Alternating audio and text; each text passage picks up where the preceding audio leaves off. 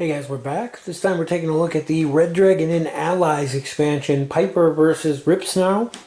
As with the other ones of these two-player packs like this, they come with one hero and one villain that can be used in all your games of Red Dragon Inn, whether you're playing in the boss mode or normal mode.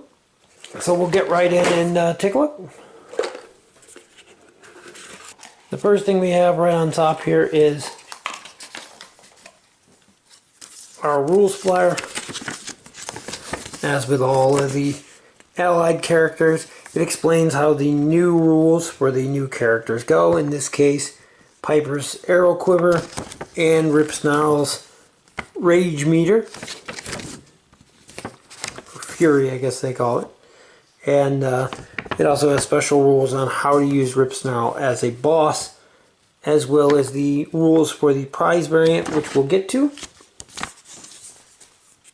As with all these now, they come with a little thing talking about the slug crew, so you can do organized play at your local store.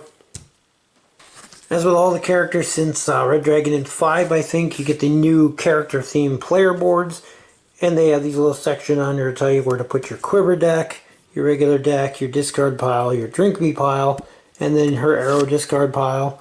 And then for Ripsnarl, it's got his form marker goes at the top and his normal deck's at the bottom.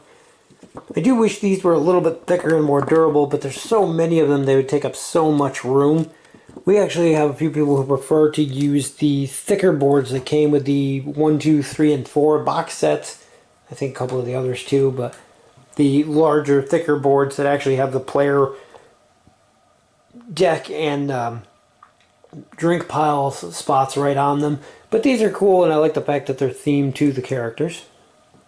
Also, with anything that came after Red Dragon Inn 5, we get divider cards made of the cardboard there for the character tropes, so you can separate them out.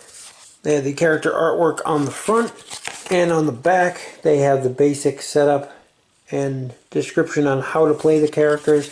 I don't know if all of them are like that, but these have like even how to use her quiver and stuff, so you don't actually need to keep the rules flyer there, so that's nice. As with all of the Allies expansion packs, you get a handful of new coins. These are the smaller ones that come in the Ally packs. They're not the same as the ones that come in the big box sets. We actually use metal ones, so these tend to get just tucked away, but you do get more if you want them. And of course, as with all of the expansions now, you get the new updated alcohol and fortitude markers. Again, I prefer the glass beads that came in the original set, so we usually use those for everything and set these aside. On to Piper's deck, and you'll have to excuse, we couldn't resist playing with these, so they're sleeved because I don't want anything to happen to them. I've been waiting for an archer character for a long time. Even my channel name comes from my original D&D character who was an archer, who became an EverQuest character who was an archer. So I'm a big fan of elven archers, so... We have Piper the Eagle-Eyed Sniper, and she is an elven archer. And her deck is actually smaller than every other deck in the entire game because of her quiver, and we'll get to that. But the first part, of course, is always the same in everybody's deck. You have your gambling cards, you have your messing with the wench cards, there's a few healing cards, and so on. I think that's about where they end. Those are all your generic stuff. Everybody has those. They're nothing special. Then we start getting into the ones that are more character specific. And the first one here allows you to draw an arrow card. And those are nice. We'll get to why that's important later on. But, oh no, I guess these are mixed in. There's a few others in here that are common. But a lot of hers, and these must have been shuffled. I thought I sorted them, but I guess not. And they really are all over the place. But yeah, she has a lot of direct damage type things, and most of her cards involve her ignoring something or dealing direct damage. The big ones, though, are like this, where you get to draw an arrow card. And the big thing with the arrow cards is, at the beginning of the game, you draw one arrow card, and then the rest comes from your normal deck. Anytime after that, throughout the course of the game, when you have to draw, at the beginning of your turn, you're going to be drawing from the arrow deck first, one card, and then from your other deck. So you got to kind of watch how you play and how you discard things in order to make use, because maybe you want some character cards, but you only need to draw one. You're going to draw an arrow, not a character card, so you have to keep that in mind. But Piper's Quiver cards are a variety of arrows that used to do some amazing things. And these all work just like regular cards in that they're action cards. There are some that are sometimes cards. There's a sometimes. But for the majority, they're all just normal action cards. The difference is on your turn, you get to choose whether you want to play a action card from your normal hand or as many arrow action cards as you want. And that's where it really, really can pile up, because you can end up with several of these in your hand and play them all at once, and the effects all kind of stack together so you can pull off these big combos. The drawback is that these cards, when they're played, go to a discard pile. They do not get reshuffled back into a deck like your character deck does. So they're like one use and then they're gone. There are cards in here, as well as cards in the player deck, that allow you to shuffle ones back in or put ones back on top of the deck. And that's how you recycle them. But you have to keep an eye on how many arrows you have, because you can run out. Then we get on to Ripsnarl. Ripsnarl is a werewolf. He starts out as a human, and he hates being human. And depending on cards that you play and things that take place, you're going to add these fury tokens to the board.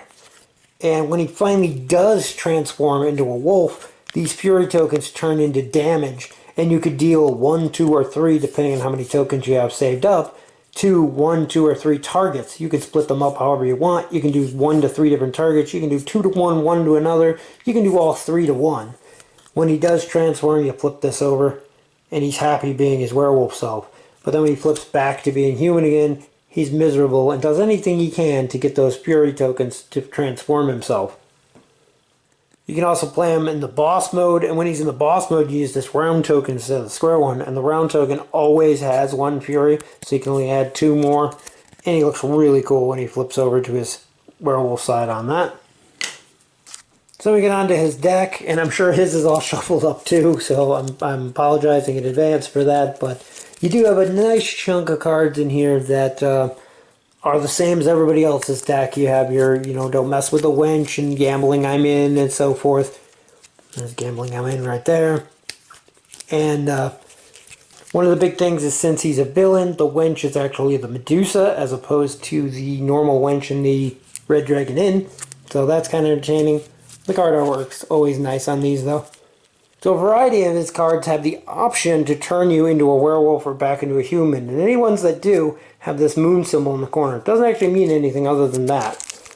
So then you read on here, if he's in his human form, this card reduces the alcohol content of a drink by 1, and it gains him 1 fury. If he's in his wolf form, it reduces the alcohol content of a drink by 2, but then transforms him back to a human. And there's a variety of different ones in here, and almost all of them have a different effect, whether he's in wolf form or human form. There's some that force him to turn, like in this case, you pick another player, you can make them lose 2 fortitude, or you can gain 1 fury, and then either case, you turn into a wolf. So if you've only got 1 or 2 fury, you can get that 3rd fury, then turn into a wolf, or you can make somebody lose 2 fortitude, turn into the wolf, and then you do your fury damage to somebody as well. So he does a lot of direct damage, and that's pretty much what his entire deck is based on, is straight up pummeling people, as you would expect a werewolf to be.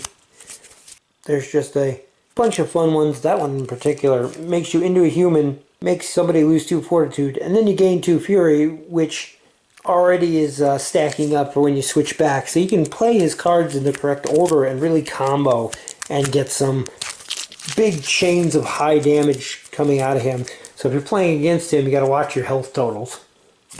As with all the boss characters, Ripsnarl also comes with an additional deck of cards, and these ones have these little dragon icons in the back. And these are left out in normal games, but they're shuffled into your deck when you're playing in boss mode.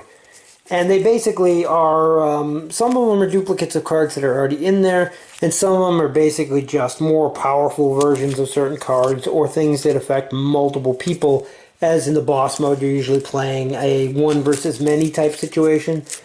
So I haven't got a chance to play Ripsnarl in the boss mode yet, but he looks like an interesting character for that. So keep in mind though the massive amount of direct damage he can do. Overall though, they look like two interesting characters. I like the theme of a werewolf who hates being in his human form. Generally, you find stories of people who are cursed and they're humans, and they hate the fact that they turn into a werewolf and do bad things. He's the opposite. And then I can't say anything bad about an elven archer. I've been waiting for one to get added to the game since the beginning, so no complaints there. I love her quiver mechanic, and I love the fact that it can run out, because that's always the problem when you're playing an archer. Anyway, that's going to wrap it up for our look at the Piper vs. Ripsnarl Allies expansion for Red Dragon Inn. If it looks like something you'd be interested in, go ahead and pick it up. As always, thank you guys for watching, and we'll see you in the next video.